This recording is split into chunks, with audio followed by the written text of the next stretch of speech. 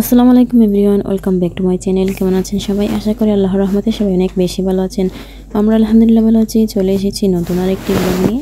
আমার আজকের ব্লগটি আমি শুরু করে দিলাম। সবাইকে জানাই রমাদান কারিম। তো এটা হচ্ছে কোন দিনের ব্লগ আমি নিজেই জানি না। তো এখানে হচ্ছে আমি শুরু করে দিয়েছিলাম প্রথমে সাহরি থেকে। মেবি এটা শুক্রবারের ব্লগ হবে। তো এই আর কি, এখানে সাহরি খাওয়ার ডান। আর এদিকে আজকের বাহিরের ওয়েদারটা একদম মেঘলা মেঘলা। আর এই ওয়েদারে ভাবছি আজ ইফতারে কি করা যায়। তো পরে আর কি পরে দেখা যাবে। তো এইদিকে হচ্ছে এসেছিলাম আর কি একটু বাহিরে। তো সকালেই ছিল তখন, মেবি 11টা-12টার দিকে। তখন মনে হচ্ছে যে একদম ভোরবেলা আর কি, এরকম একটা ওয়েদার ছিল। রাতে বৃষ্টি হয়েছে এই জন্য। তো ওই দিক থেকে হচ্ছে কিছুটা কাঁচামরিচ নিয়ে এখানে আসলাম। আর এখানে নিতে পারছেন আরও কিছু কাঁচামরিচ আছে, ওইগুলো হচ্ছে আমি একটু ভিডিও করছিলাম আর কি। আর এখানে বেগুন গাছের মধ্যে বেগুনও হয়েছে। এই বেগুন গাছগুলো হচ্ছে অন্যত্র সরানো যায়নি, তো জায়গায় নেই। তো জায়গা যেখানে হচ্ছে এই চারা লাগিয়েছিলেন এখানেই দেখা যায় বেগুন ধরেছে মাশাআল্লাহ। আশা করি সবাই স্কিপ না করে সম্পূর্ণ ভিডিওটা এনজয় করবেন। যদি আপনাদের কাছে ভালো লেগে যায় তাহলে প্লিজ একটা লাইক দিয়ে দিবেন। যারা চ্যানেলে নতুন আছেন এখন চ্যানেলটিকে সাবস্ক্রাইব করে নিয়ে প্লিজ করবেন। আর যারা অলরেডি সাবস্ক্রাইব করে নিয়েছেন তাদেরকে জানাই অসংখ্য ধন্যবাদ। আর এই তো দেখতে পাচ্ছেন এখানে একটা বালতির মধ্যে আমি পুঁই শাক লাগিয়েছিলাম। পুঁই শাকের বীজ ছিঁড়ে এনে হচ্ছে এখানে ফেলে দিয়েছিলাম। তো মাশাআল্লাহ খুব সুন্দর পুঁই শাক হয়েছে। আর ভাবছি এই শাক হচ্ছে খিচুড়ি রান্না করে খাবো এই শাক দিয়ে। আর এখানে হচ্ছে আমাদের আরেকটা উল্টা কাঁচামরিচের গাছ আছে। তো ভিডিও করা হয়ে গেলে চলে আসলাম এখন। আর এই তো এইদিকে হচ্ছে কিছু টমেটো আনলাম আর কি, কাঁচা পাকা টমেটো একদম অল্প ছিল। আর এই তো কাঁচা টমেটো নিয়ে এসেছি, এগুলো এখন রান্না করছিলাম। তো এখানে রান্না বসিয়েছি মরিয়ম পাবদা মাছ দিয়ে একটু রান্না করে নিয়ে মজা করে। তো এখানে মশলাপাতি কষানো হয়ে গেছে, তারপর টমেটো হয়ে গেছে, মাছও দেওয়া হয়েছে এখানে পাবদা মাছ। আর এইদিকে হচ্ছে আমি এখন শক্ত চিকেন রান্না করব। তারপর এই তো কড়াই বসিয়ে আমি বাগার দিয়ে দিলাম। এখানে পেঁয়াজ রসুন আদা বাটা দিয়ে দিয়েছি, তারপর গোটা গরম মশলা দিলাম। আর এখন হচ্ছে এগুলো যখন একটু ভাজা হয়েছে তারপর দিয়ে দিলাম শক্ত চিকেন। তো এই চিকেনটা এত পরিমাণে শক্ত, আমাকে কিন্তু লম্বা সময় ধরে রান্না করতে হবে। মশলাপাতি না দিয়ে কিন্তু আমি দিয়ে দিছি। আর এখন হচ্ছে নেড়ে ছেড়ে ডেকে রেখে দিব। চিকেন থেকে পানি উঠে এরপর হচ্ছে আমি গরম পানি দিব, যখন নিয়ে দিতে হবে আর কি পানি। তো দেখতে পাচ্ছেন অনেকক্ষণ ধরে কিন্তু কষানো হচ্ছিল। আর আমি ওদেরকে বলছিলাম এইভাবে যদি এটা রান্না করে খেতাম শুধু কাঁচামরিচ দিয়ে অনেক সুন্দর কালার আসতো। তো ওরা বলছিল আর কি হ্যাঁ। আর এই তো এখানে আবারও ফুটন্ত গরম পানি দিয়ে দিছি। আর এখানে দেখতে পাচ্ছেন দুধ নিয়েছিলাম, ভাবছি এই দুধ দিয়ে হচ্ছে সেমাই রান্না করে খাবো। তো এই দুধগুলো দেখা যায় জমে গেছে। তো পরে হচ্ছে এগুলো দিয়ে আর সেমাই রান্না করতে পারিনি, ওইগুলো দিয়ে হচ্ছে মাটা বানিয়ে নিব। মাটা বানালে যেভাবে আর কি দুধের একটু চাকা চাকা হয় আর কি, সর হয়, ওই রকম হয়ে গিয়েছিল। তো ওইগুলো দিয়ে পরে হচ্ছে ইফতারের সময় মাটা বানিয়ে খাবো। আর এখানে দেখতে পাচ্ছেন টিপটিপ করে বৃষ্টি পড়ছিল। আকাশটা এত পরিমাণে অন্ধকার ছিল, কিছুই দেখা যাচ্ছে না।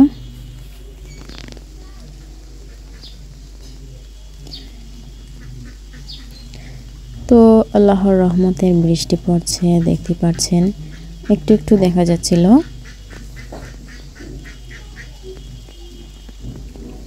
আবারও চলে আসলাম এখানে। তো এখন হচ্ছে মাংস অনেকক্ষণ ধরে কিন্তু কষানো হয়েছে। তারপর দিয়ে দিব এখানে গরম মশলা, মরিচ, হলুদ,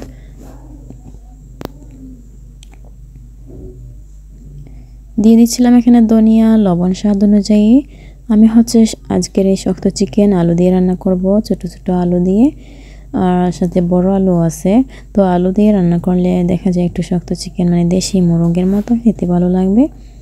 তো আমি রান্না করব। তো এখানে মশলাপাতি দেওয়ার পর আবারও কষিয়ে নিয়েছিলাম। এরপর আবারও কিছু গরম পানি দিয়েছি।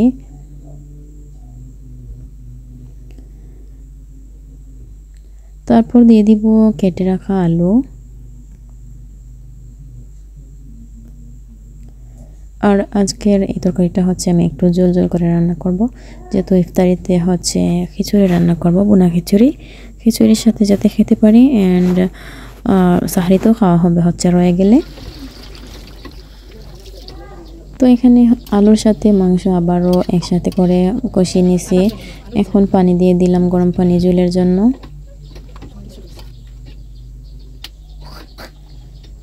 ঝোলের জন্য পানি দিয়ে দিলাম এখানে কিছু গরম মশলার গুঁড়া আর হচ্ছে টালা জিরার গুঁড়ো।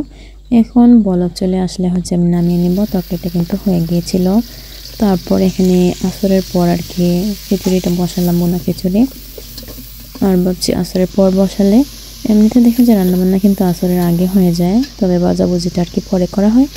তো এখানে আজ আসরের পরে বসিয়েছি যাতে করে খাবারটা গরম থাকে, কারণ বাহিরে বৃষ্টি পড়ছে আর ঘরেও দেখা যায় ঠান্ডা আছে। ঠান্ডার মধ্যে কিন্তু গরম গরম খাবার সার্ভ করলে খেতে ভালো লাগবে। তো যার জন্য আমি এখনই বসালাম। তো এদিকে হচ্ছে পেঁয়াজ কুচিয়ে আদা রসুন বাটা ভেজে নিয়েছি, তারপর গরম মশলা দিয়ে দিলাম। এখন হচ্ছে মশলা কষানো হয়ে গেলে দিয়ে দিলাম ডাল চাল। এখানে 2 কাপ পরিমাণ নিয়ে নিছি চিনি গুঁড়া চাল, সাথে মুগ ডাল, মসুর ডাল আছে।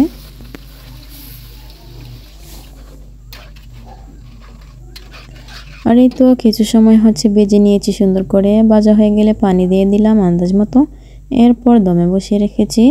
আর এখানে আমি হচ্ছে যখন একটু পানি শুকিয়ে যাবে তখন আর কি দিয়ে দিলাম। এই তো একটা ক্যাপসিকাম কেটে দিয়েছি।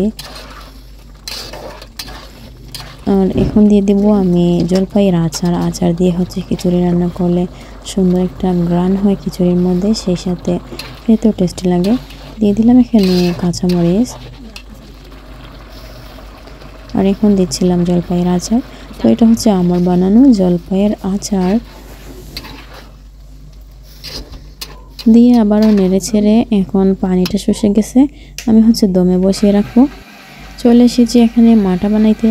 তো মাটা হচ্ছে এখন প্রথমে ভাবছিলাম বোতলের মধ্যে নিয়ে চাকিয়ে নিব, মাটা হয়ে যাবে।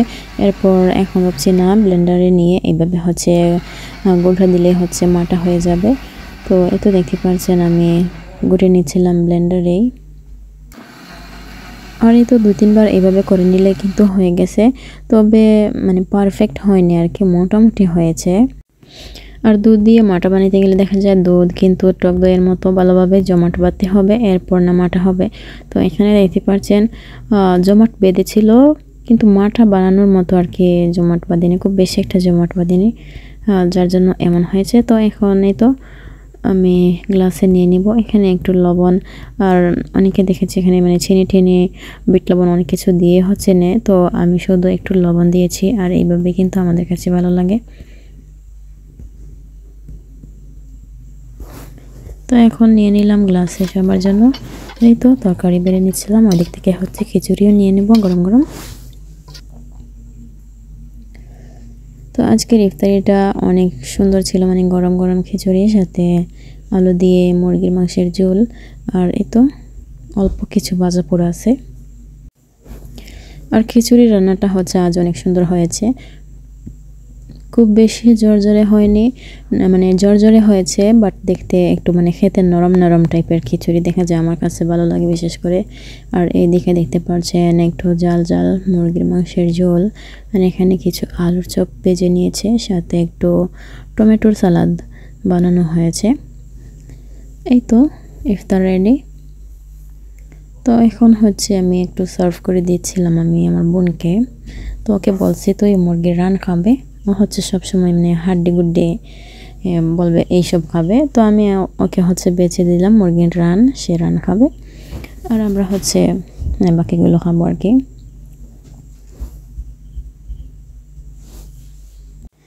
আর এই তো খাবার দাবার সামনে নিয়ে হচ্ছে বসে আছি। এখন সময় হয়ে গেলে হচ্ছে আমরা ইফতার খাওয়া শুরু করব। আর এই তো সময় হয়ে গেছে, এখন খেজুর দিয়ে হচ্ছে ইফতারি শুরু করলাম আলহামদুলিল্লাহ।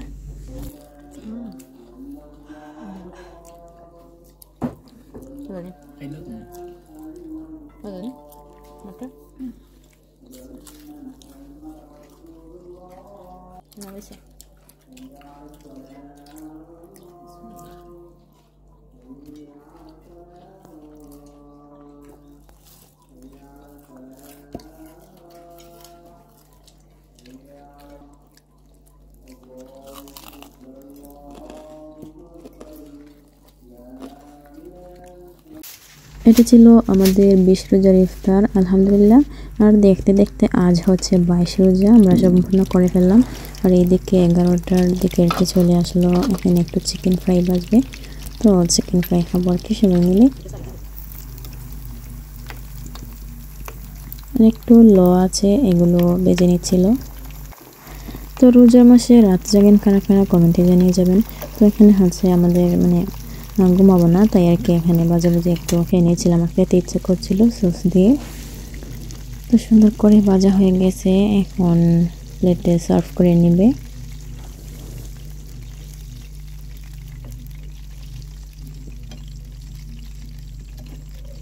আর সবগুলো চিকেন ফ্রাই অনেক সুন্দর ভাজা হয়েছে। আর এই তো এখন সস দিয়ে হচ্ছে সার্ভ করবে, তারপর বসে বসে খেয়ে নেব। এই ছিল আমার আজকের ভিডিও, আশা করি আপনাদের কাছে ভালো লেগেছে। কেমন লাগলো আপনাদের কাছে কমেন্ট করে জানাবেন। সবাই অনেক বেশি ভালো থাকবেন, সুস্থ থাকবেন। দেখা হবে নতুন আরেকটি ভিডিওতে। ততক্ষণ পর্যন্ত সবাইকে আল্লাহ হাফেজ, আসসালামু আলাইকুম।